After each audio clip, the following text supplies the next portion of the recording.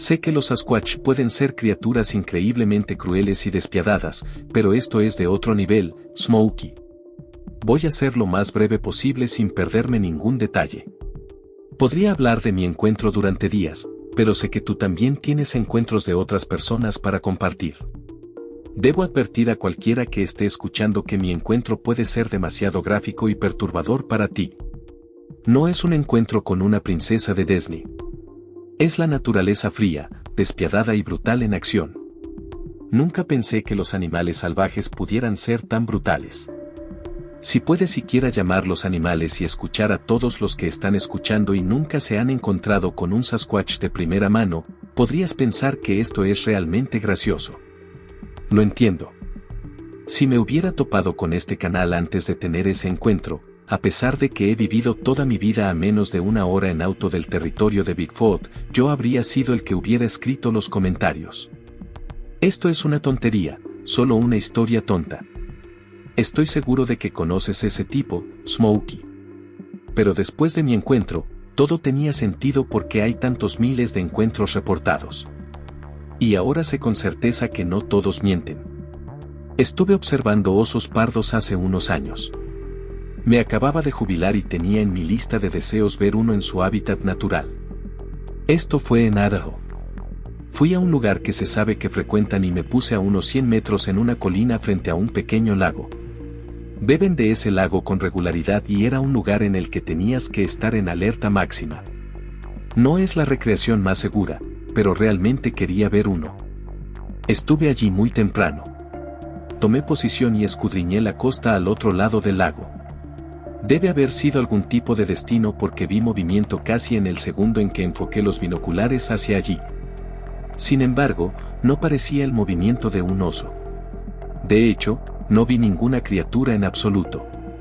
Todo lo que vi fueron árboles y maleza que se elevaban por el aire como confeti.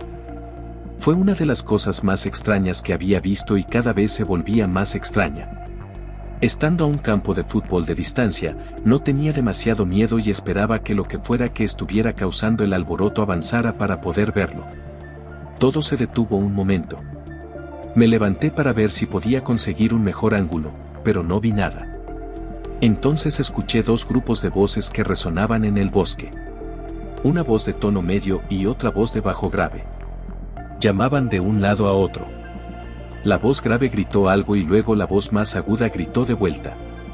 Sonaban muy humanos. Pero pensé que las únicas personas que vivirían en ese lado del lago tendrían que ser algún tipo de gente de las cavernas o ermitaños. Y no estaba del todo equivocado. Los gritos eran hostiles y cada vez más fuertes. A medida que escuchaba más, noté que los gritos estaban compuestos por más de una sílaba. No eran solo gritos al azar, sino lo que tú y yo llamaríamos palabras. Como dije, sonaban hostiles y no podía reconocer su idioma. Finalmente, la vocalización se detuvo y el alboroto mencionado anteriormente comenzó de nuevo. Palos, hojas, tierra, rocas volaron por el aire, creando una nube de polvo. Mientras observaba la nube de polvo moverse lentamente hacia el lago, noté dos objetos negros en el centro de la nube. No podía verlos claramente debido al polvo en los árboles, pero sabía que estaban causando la conmoción. Estaban en el suelo y eran muy largos, como rodando hacia la orilla en una sola masa. De vez en cuando escuchaba uno de esos gritos en el idioma desconocido. Cuando llegaron a la orilla del lago, pude ver claramente dos simios negros y peludos increíblemente altos como humanos, balanceando sus puños y extremidades uno contra el otro con tanta velocidad y poder que podrían haber derribado a un alce pequeño con un puñetazo en el cráneo o el riñón. Todavía no sentía miedo, pero probablemente debería haberlo hecho, ya que finalmente estaba en su campo de visión directo y ellos estaban en el mío. Estaban demasiado lejos y atrapados en su pelea para tener idea de que estaba allí. Así que observé con asombro. Después de darse una paliza en el suelo, ambos se levantaron y se alejaron el uno del otro. Poco a poco, se hizo evidente su altura y tamaño completos y los pondría aproximadamente a la misma altura que un oso pardo macho adulto. Sobre sus patas traseras. Estaban cubiertos de pelo negro enmarañado de la cabeza a los pies y les salía sangre de los cráneos. El de la izquierda tenía una buena ventaja de altura de 1 pie o 2 sobre el de la derecha. Pero el de la derecha era más ancho y de constitución más robusta. Más bajo, con hombros más anchos y musculatura poderosa. El alto estaba en peores condiciones que el más robusto. Su brazo derecho estaba roto y torcido y caminaba cojeando. Pensé que el conflicto estaba a punto de terminar mientras se miraban fijamente. Hasta que el más bajo comenzó a gritarle cosas al otro. Empezaron a dar vueltas el uno alrededor del otro como suelen hacer los animales salvajes. La pelea apenas estaba comenzando y solo empeoró. El más alto cogió un trozo de madera a la deriva en la orilla y lo golpeó en el costado de la cabeza del más bajo. El palo se partió por la mitad sobre su cráneo y él permaneció allí completamente impasible. Hizo una especie de ruido burlón e hizo un gesto hacia el más alto. Agarró la pierna del más alto y lo volteó como un muñeco de trapo en el suelo. Saltó sobre él y comenzó a lanzarle puños en la cabeza y las costillas, lo que habría matado a cualquier animal que se me ocurriera. Pero el más alto metió la mano en las cuencas de los ojos del más bajo, lo que hizo que cayera hacia atrás sujetándose el ojo. Me costó mucho ver todo esto. Bueno, seguí mirando de todos modos. Y se pusieron de pie de nuevo y comenzaron a dar vueltas. El más alto usó su largo alcance para mantener atrás al más bajo, que obviamente tenía dolor debido a sus ojos. Lanzó puñetazos como de jab con su brazo largo al mismo ojo que le había sacado antes, lo que pensé que era brutal e inhumano. Casi había olvidado que estaba viendo animales salvajes. Sus movimientos y acciones eran tan humanos. Como si el más bajo siguiera intentando acercarse al más alto, pero su único brazo sano que aún no estaba roto lo detuviera. Finalmente encontró una oportunidad y agarró el brazo del más alto mientras atacaba y se lo rompió hacia atrás a la altura del codo, dejándolo con los dos brazos rotos. Y pensé que se había acabado para él. Se acercó y se aferró al costado de la cara del más alto con los dientes. Soltó un grito que me destrozó los oídos. Incluso a 100 metros de distancia. El más bajo no se soltó y ambos cayeron de espaldas al lago con el más alto encima. El más bajo finalmente tuvo que soltarse para tomar aire y cuando ambos emergieron del agua, pude ver que al más alto le faltaba la oreja derecha y que todavía estaba en la boca del más bajo, quien finalmente la escupió al agua. Tuve que contenerme para no vomitar y dejar caer los binoculares por un segundo. Al mirarlo en retrospectiva, también me recordó a Tyson Dorses Holyfield, pero mucho más brutal. Con ambos brazos rotos, el alto no pudo hacer mucho para defenderse y el bajo finalmente terminó la pelea con un golpe en el torso, luego en la cara y cayó de espaldas al fondo como una roca. Me imaginé que eso era todo, pero terminó arrastrando al inconsciente Sasquatch desde el lago hasta el bosque mientras se detenía de vez en cuando para sostenerle el ojo.